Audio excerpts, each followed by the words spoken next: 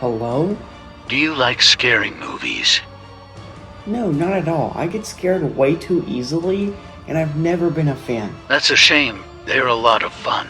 Fun? More like horrifying. Then why are you answering my call? Because this Halloween, everything changed. I finally saw Scream, and at first, yeah, it freaked me out. But one movie turned into two, then three, then four, then five, then six, and now I love the franchise, and I'm so excited for Scream 7. So today I'm ranking every single Scream movie and every Ghostface. Careful, rank a Ghostface the wrong way, and you might end up in my next movie. Yeah, right. Rank me too low, and I'll unsubscribe. No!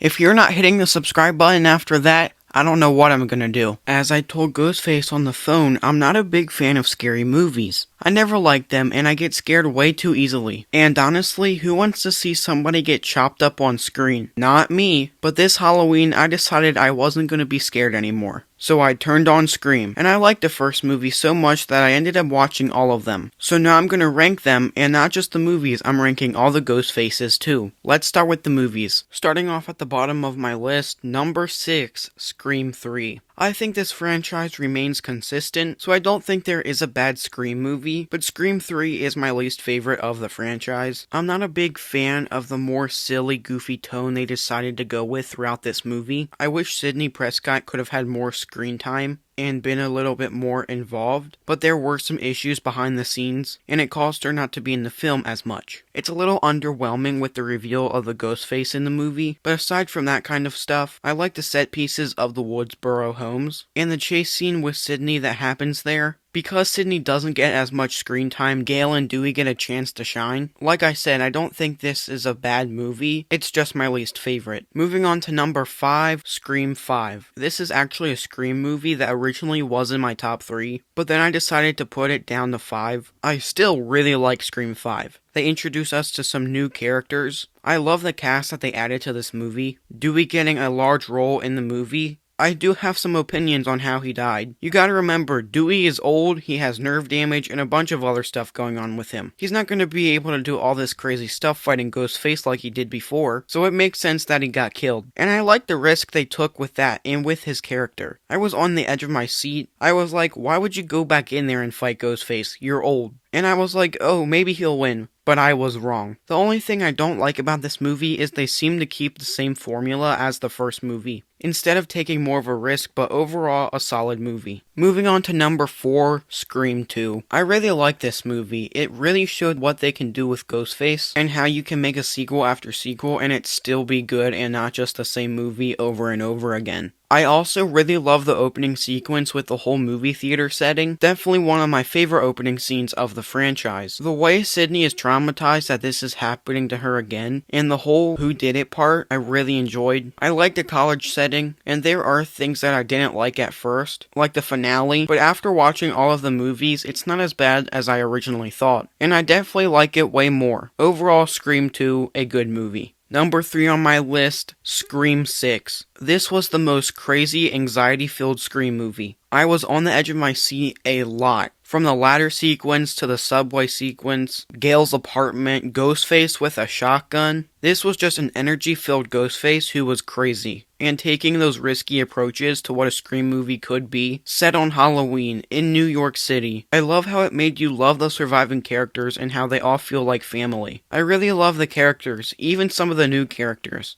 It was worth it for Scream 5 to play it safe so that Scream 6 could be crazy and do whatever. Again, it just comes down to that finale, where it felt like the same finale that happened in Scream 2. And they're basically making these characters invincible, where a stab to the stomach is basically the same as a paper cut. But I can put that stuff aside when 2/3 of the movie were fantastic. Moving on to number 2 on my list, Scream 4. I think this is the best sequel in the Scream franchise. I think that all the things that worked in Scream and all the things we love from the first movie, they were able to do it again. I love where our characters are at since the last film. Sidney has gotten over her trauma and is trying to move on. Jill as Ghostface and her motive was so good. And this movie was ahead of its time. There was a character in there literally live streaming his life. And it wasn't even a thing when this movie came out. And it really was that finale that made the movie 10 times even better. The way it was just a typical Ghostface reveal, the main characters were supposed to die, but no, Jill gets away with it for a while. We move on to the hospital sequence, little things like that, are what I wish Scream 6 would have done with its movie. Do something different and unique, don't try to be like all the other films. It was so cool and different to see a Ghostface almost get away with it. And sometimes I kind of wish he did. And of course, number 1 is Scream 1. Do I have to talk about why this movie is the best? Reinvented the slasher genre. Brought in a new icon Ghostface. 2 Ghostfaces that are unforgettable. Like, come on, we know why this movie is number 1. No Scream movie is ever going to be as good as the first one. And that's okay. Now let's get into all the Ghostfaces. Number 13 belongs to Jason. He's definitely in last place because we only got to see him one time. At least we saw him make a phone call, be in costume,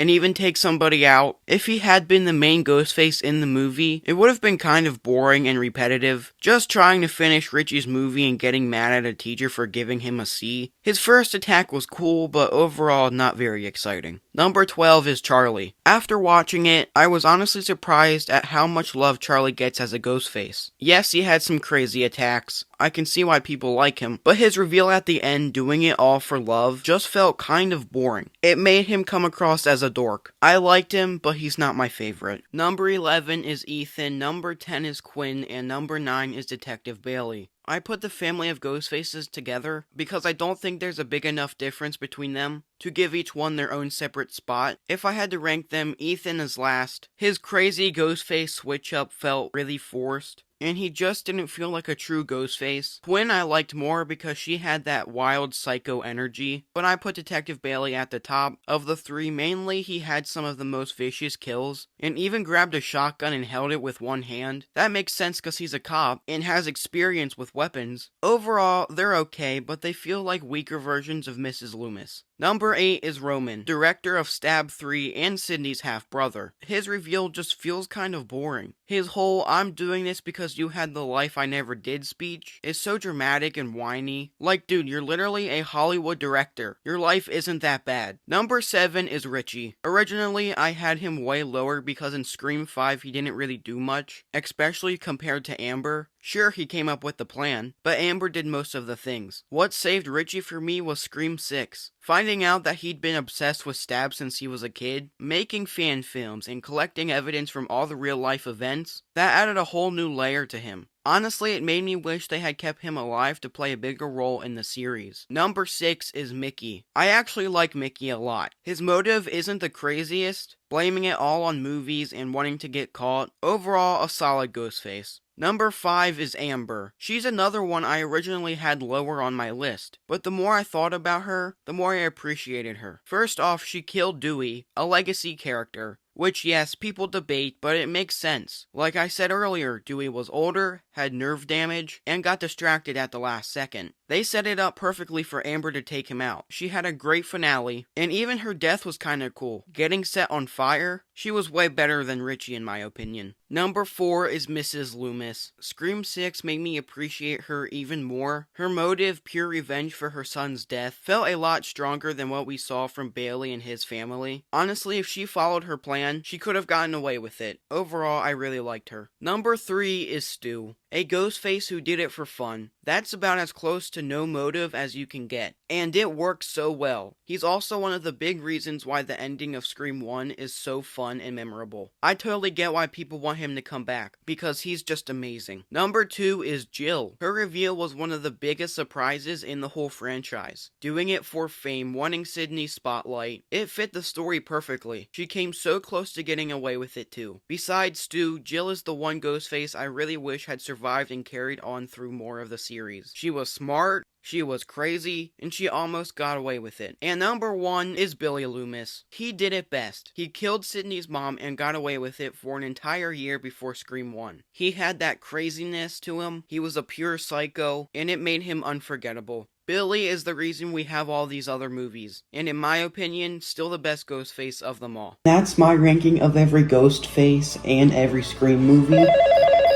Wait, hold up. Hello? So, what's the next thing you're gonna rank? Oh, just my normal stuff. Maybe Disney movies or something. Horror movies, you idiot. Okay, you don't gotta be rude. The real fun is just beginning. Maybe you could watch some movies my friends are in. I don't know, it's whatever my fans want. Michael Myers, Freddy Krueger, Chucky. I don't know about that. They may be too scary for me. You survived Scream. Now it's time to meet my friends. I guess I did survive Scream. I don't know, I'll think about it. Just don't unsubscribe.